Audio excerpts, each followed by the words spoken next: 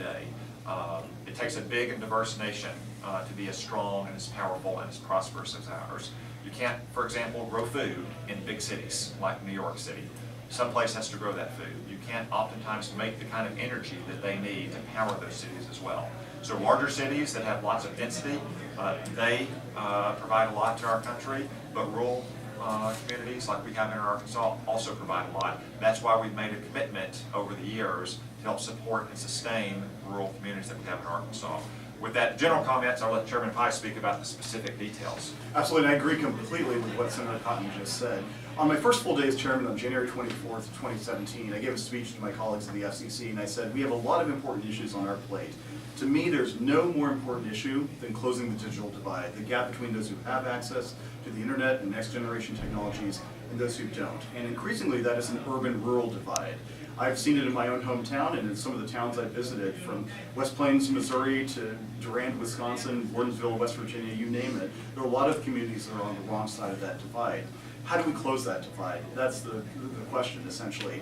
And we recognize that in some cases, there won't be a business case, or the business case is very hard for building out these networks. There aren't many people per square mile, for instance, or maybe the terrain is mountainous, which is very difficult to lay fiber in or to build these networks in other ways.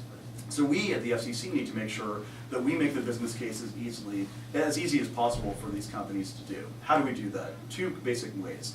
One is by extending federal subsidies in a responsible way. We have under our stewardship something called the Universal Service Fund. This is about $10 billion every year that consumers contribute to on their phone bills. There's a line item that says Universal Service Fee or something like that.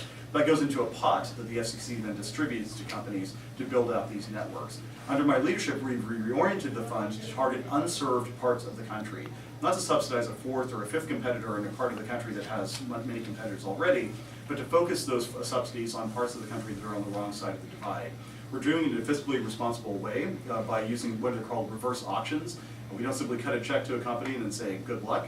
We have an auction in which various companies using different technologies compete to see who would be the wisest use of, make the wisest use of those dollars, because we want to stretch those dollars as far as possible.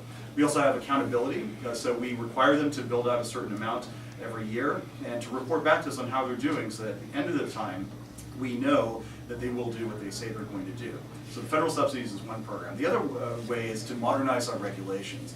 We recognize in many cases it's going to be exceptionally difficult to build out a network. You might not be able to get timely access to the utility poles that are necessary for stringing fiber. If there's a federally funded transportation project, currently there's no requirement when you're digging out that highway to also lay the pipe under the ground, the conduit that will allow you to string fiber.